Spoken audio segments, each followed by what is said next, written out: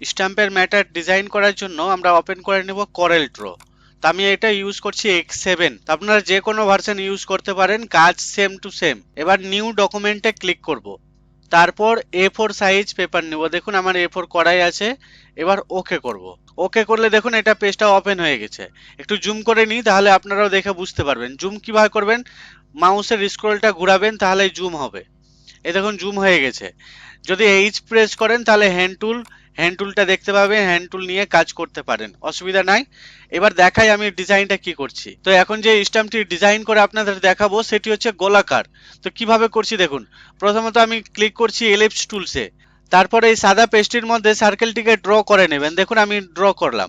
এবার আপনার স্ট্যাম্প অর্থাৎ মাউন্টটি যে সাইজের থাকবে সেই মাউন্টের সাইজটা লিখে দেবেন। তো কিভাবে লিখছি দেখুন, আমি এখানে সাইজটা দেব 33 mm। দেখুন 33 লিখলাম, তারপরে হাইটটাকেও 33 লিখলাম। তো দেখুন 33 mm এর কিন্তু হয়ে গেল, দেখুন সাইজটা অটোমেটিক সাইজ হয়ে গেল। এবার এই সার্কেলটাকে ডুপ্লিকেট করে নেবেন। ডুপ্লিকেট করার জন্য আপনার কিবোর্ড থেকে প্লাস কি প্রেস করবেন। যেখানে দেখবেন যে সংখ্যা লেখা আছে 1 2 3 4, সেখানে যে প্লাস চিহ্নটা আছে সেই প্লাস চিহ্নটা একবার প্রেস করবেন।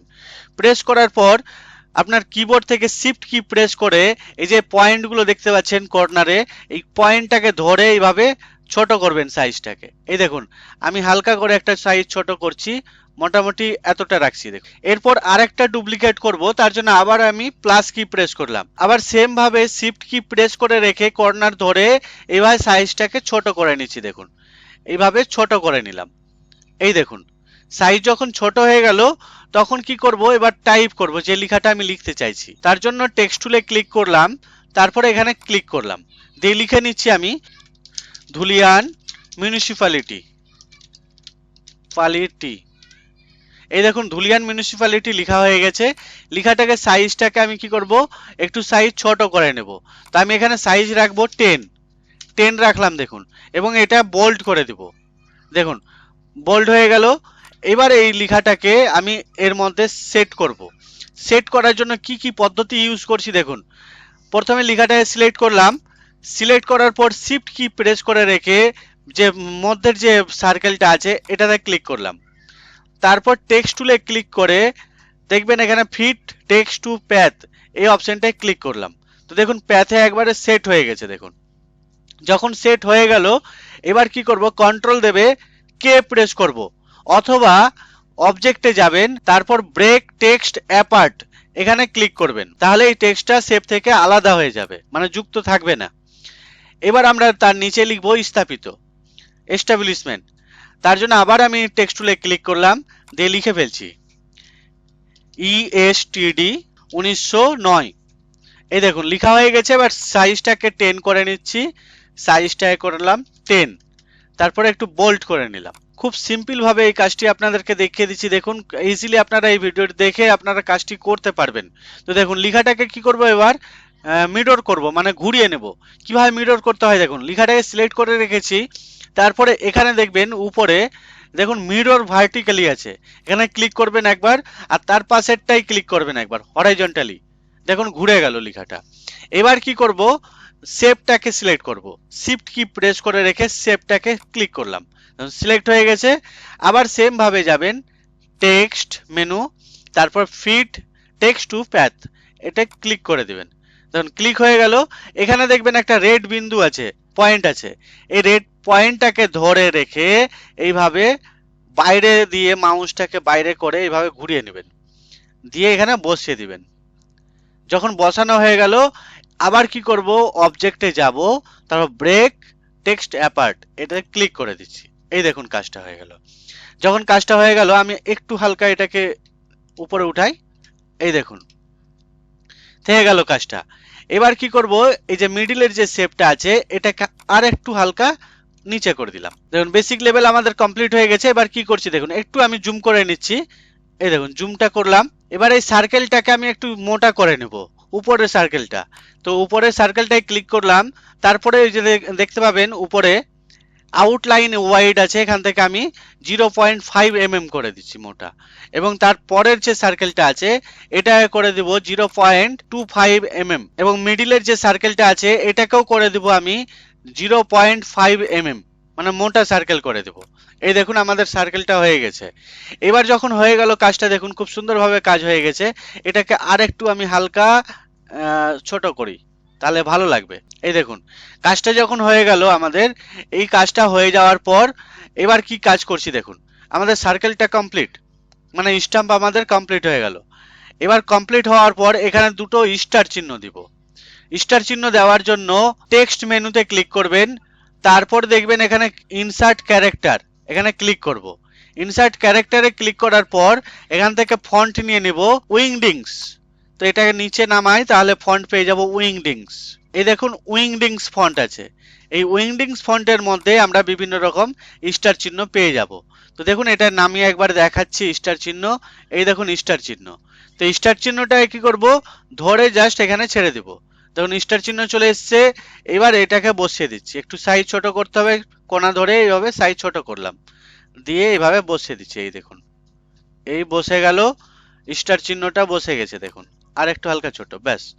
এবার এটাকেও প্লাস দেবে, ডুপ্লিকেট করে নিলাম। তারপরে এদিকে আর একটা বসিয়ে দিচ্ছি, কিবোর্ড থেকে জাস্ট প্লাস। দেখুন এটা কাজটা হয়ে গেল। এবার এর মিডিলে লিখবো কাউন্সিলর। দেখুন লিখার জন্য টেক্সট টুলে ক্লিক করলাম, তারপরে যে কোনো জায়গায় ক্লিক করে লিখে দিচ্ছি কথাটা, COUNCILOR, কাউন্সিলর। লিখার পর আবার সাইজটাকে আমি ছোট করে 10 করে দিচ্ছি, 10 করলাম এবং একটু বোল্ড করে দিই, মানে মোটা, দিয়ে এটা মিডিলে বসিয়ে দিব।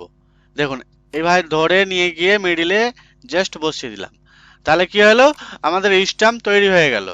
এইটা স্ট্যাম্পটা তৈরি হলো, এই স্ট্যাম্পটা পুরোটাকে আমি কপি করব। কপি করার জন্য এটাকে আমি কেটে দিই, দরকার নাই। এই দেখুন কপি করার জন্য বাইরে থেকে এইভাবে সিলেকশন করবেন পুরোটাকে। সিলেকশন যখন হয়ে গেল, এই দেখুন সিলেকশনটা আমি করে নিলাম। এবার প্লাস একবার প্রেস করে দিবেন। প্রেস করে দেওয়ার পর এটাকে সাইডে নিয়ে চলে যান। এই দেখুন আমাদের এই কাজটা হয়ে গেল। তো এই যে কাজটা করলাম, এটাকে বলছি আমরা, একটা হচ্ছে ফ্ল্যাশ, মানে প্রি ইঙ্ক স্ট্যাম্প তৈরি হবে, আর একটা হবে রাবার স্ট্যাম্প বা পলিমার স্ট্যাম্প। তো পলিমার স্ট্যাম্প যে তৈরি হবে সেটাকে করতে হবে ব্যাকগ্রাউন্ডটা কালো। কিভাবে করছি একবার দেখিয়ে দিই আপনাদেরকে। তো এটা এখন বর্তমানে যেটা দেখতে পাচ্ছেন এটা পুরোটাই হচ্ছে ফ্ল্যাশ স্ট্যাম্প। তো ফ্ল্যাশ স্ট্যাম্প মানে হচ্ছে প্রি ইঙ্ক, যেটা কালি ভরতে হয় না, আগে থেকে ভরাই থাকে। তো প্রি ইঙ্ক স্ট্যাম্প এর জন্য এটা ডিজাইন করা হয়েছে। এবার একটাকে করব আমরা পলিমার স্ট্যাম্প বা রাবার স্ট্যাম্প। কিভাবে ডিজাইন করছি দেখুন। তো সবচেয়ে প্রথমে যে সার্কেলটা নিয়েছিলাম, এই সার্কেলটাকে ডুপ্লিকেট নিয়ে নিচ্ছি। তো একবার প্লাস করলাম, দেখুন ডুপ্লিকেট হয়ে গেল। এবার শিফট কি প্রেস করে রেখে এইভাবে একটু বড় করে নিচ্ছি। এই দেখুন এইভাবে হালকা বড় করে নিলাম। এবার আমাদের যে স্ট্যাম্পের ম্যাটারটা দেখতে পাচ্ছেন ভিতরের, এটাকে সিলেক্ট করব। বাইরে থেকে এবার সিলেক্ট করে টানবেন ক্লিক করে, তাহলে সিলেক্ট হয়ে যাবে। এবার আমি অন্য একটা কালার করে দিচ্ছি, সাপোজ এখন রেড কালার করে দিচ্ছি। দেখো রেড কালার কিভাবে করলাম, রাইট ক্লিক করলাম মাউসের। এবার যে লেখাগুলো আছে লেখাগুলোকে সিলেক্ট করব। তো লেখাগুলোকে দেখুন ক্লিক করলাম, তারপরে শিফট কি প্রেস করে এটাকেও ক্লিক করলাম। সবগুলোকে এইভাবে শিফট কি দেবে থেকে সিলেক্ট করে নেবেন ক্লিক করে করে। তারপর এটাকেও আমি লেফট ক্লিক করে দিচ্ছি, রেড। দেখুন রেডে করে করলাম। রেড কেন করলাম একটু পরে বুঝতে পারবেন। এবার উপরের শেপটা, উপরের যে শেপটা কালো আছে এটাকে ব্ল্যাক করে দিচ্ছি। দেখুন ব্ল্যাকে ক্লিক করা মাত্র আমরা কিন্তু সম্পূর্ণটা দেখতে পাচ্ছি না, আর একটা সার্কেল দেখতে পাচ্ছি না। এই জন্য অবজেক্ট মেনুতে ক্লিক করবেন, তারপরে অর্ডারে ক্লিক করবেন।